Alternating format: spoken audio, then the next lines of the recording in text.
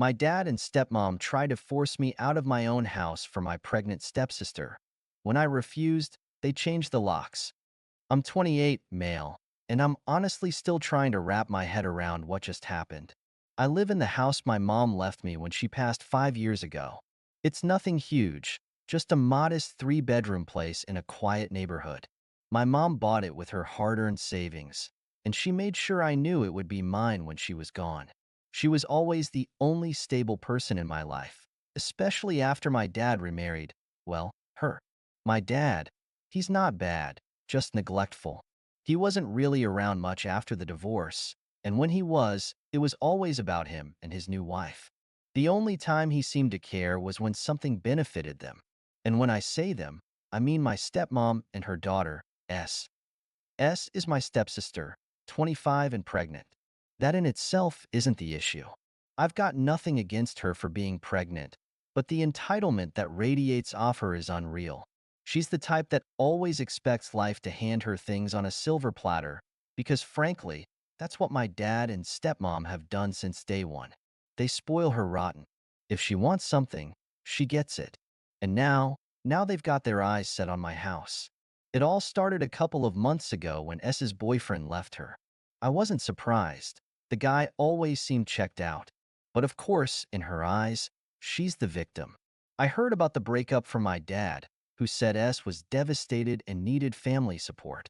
My dad and stepmom were all over it, catering to her every need, taking her in, cooking her meals, and comforting her.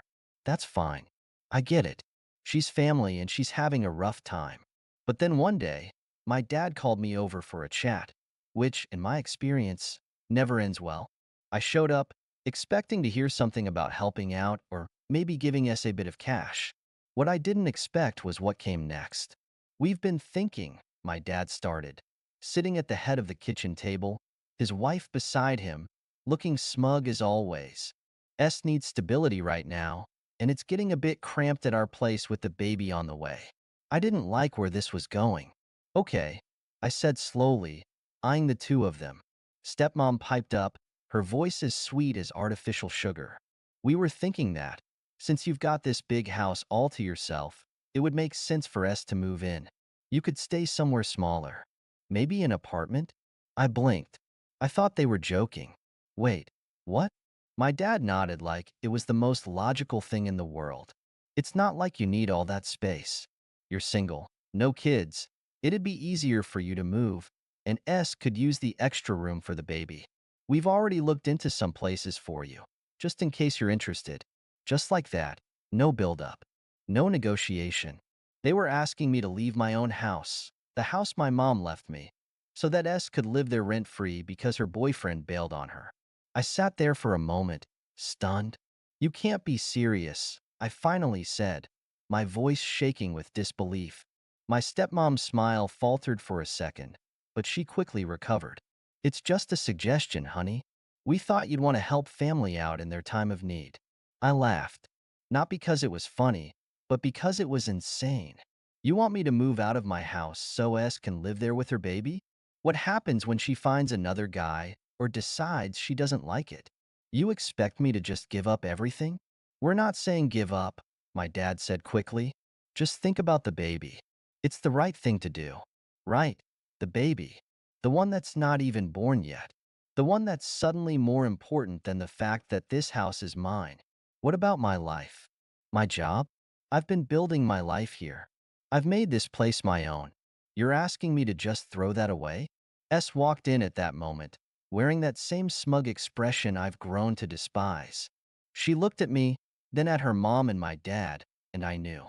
She was in on this from the start. "It's not like you can't afford to move," she said, crossing her arms over her growing belly. "You've got savings, right?" I shot her a look that could have melted steel. "What's that got to do with anything? This is my house, not yours, not Dad's, mine." S huffed, and for a moment I saw the mask slip. "Well, don't be so selfish. You don't have a family to think about." "I do." "Selfish. Me. The one who's being asked to give up his home." I could feel the anger rising in my chest, but I kept my voice level. "Just because I don't have kids doesn't mean my life doesn't matter. At that point, things escalated. My stepmom jumped in, accusing me of being heartless, saying that family helps family and that my mom would be disappointed in me. That hit a nerve and I snapped. "Don't you dare bring my mom into this," I growled, standing up from the table so fast that my chair nearly toppled over. "She left this house to me because she knew you'd pull some crap like this. You think I didn't notice how you and Dad treated her? How you slowly edged her out of my life until she was gone? You have no right to talk about her." Silence. I could see my dad's face flushing, but he didn't say anything. He never did when things got uncomfortable. He let my stepmom handle it, like always. "She's just trying to help," my dad finally said, his voice weak. "Help?" I scoffed. "You call this helping? Trying to guilt me into giving up my house because your precious daughter screwed up her life? That's not helping, Dad. That's manipulation." S shot back with, "It's not manipulation. You're being dramatic. I need this more than you do. You'll find another place and you'll be fine." I couldn't believe the audacity. "You're not getting this house," I said firmly, turning to leave. "This conversation is over." But it wasn't. Not by a long shot. Over the next few weeks, the pressure mounted. My dad and stepmom kept calling, showing up at the house unannounced, always with some new angle to convince me. Seven started playing the victim card harder, saying she was stressed out and needed a stable environment for the baby. They even had the nerve to show me listings for apartments nearby, just in case I changed my mind. I didn't. Then came the real kicker. One afternoon, I came home from work and the locks on my front door had been changed. I stood there, staring at my own door, trying to comprehend what I was seeing. I tried my key again. Nothing. At first, I thought I was losing it, but then I noticed a note stuck to the door. "We've changed the locks for S's safety. Please contact us to discuss this." That's when I lost it. I called my dad, furious, demanding to know what the hell was going on. He tried to play it off like they were doing me a favor, saying it was temporary, just until we worked something out. I wasn't having any of it. I threatened to call the cops, and that's when my dad's tone changed. He started begging me not to, saying that it would look bad, that we could resolve this as a family. But I wasn't backing down this time. I told him flat out that if the locks weren't changed back by the end of the day, I was filing a police report for trespassing. After that, things moved quickly. The locks were changed back, but the damage was done. I couldn't trust them anymore. I started looking into legal options to make sure this wouldn't happen again. That's when my lawyer told me something I wasn't expecting. During our conversation, I mentioned that I felt like they were going to try and take the house from me, and he warned me that my father had already inquired about contesting my mom's will months ago. He hadn't actually filed anything yet, but he'd spoken to a lawyer about trying to get the house declared as family property instead of my inheritance. I was furious. This whole time, they'd been planning it. They thought they could twist the law and bully me into giving up my home, but my lawyer assured me that my mom's will was airtight. They didn't have a leg to stand on. I confronted my dad the next day. "So you've been planning to take my house from me all along?" I asked, my voice cold as ice. His face paled, but he didn't deny it. "I didn't want it to come to that," he muttered. "But she's in a tough spot. She needs the house more than you do. It's for the baby." I couldn't believe what I was hearing. "You were going to take your own son to court over something, Mom? Left to me and her will? Just so your stepdaughter could have an easy life?" He wouldn't meet my eyes. That was the worst part. My own father couldn't even look me in the face after betraying me like this. "I didn't want it to go that far," he said quietly. "But you weren't being reasonable. S's family too. You've got to understand. I just wanted to make sure she and the baby were taken care of. By taking everything from me," I snapped, feeling the anger bubbling up again. "You don't get to decide what's reasonable. You try to take the one thing my mom left me, and you expect me to just roll over because S messed up? You've been neglecting me for years, and now this? You're unbelievable." "Look, I know it's not fair," he said, finally looking up, but there was no remorse in his eyes, just frustration. "But I thought you'd be able to find another place. I thought maybe in time you'd understand." "I'll never understand," I shot back, "and I'll never forgive you for this." He opened his mouth to respond, but I wasn't interested in hearing any more of his excuses. I turned and walked out, slamming the door behind me. That was it. The last shred of whatever father-son relationship we had left was gone. In the weeks that followed, I took extra precautions to make sure they couldn't try anything else. My lawyer helped me lock everything down. My house, my finances, everything. I made sure the house title was solidly in my name with no loopholes or gaps for them to exploit. I even looked into getting a restraining order, but my lawyer advised against it unless they escalated further. And while I hoped that would be the end of it, I knew better. S didn't give up easily. She showed up at my place one day, acting like nothing had happened, as if we hadn't just been through months of manipulation and deceit. She stood there on my doorstep, belly out, looking at me like I was the villain in her story. "I really don't get why you're being so difficult," she said, her voice laced with frustration. "I thought family was supposed to stick together." I stared at her, utterly speechless. "Difficult? I'm being difficult?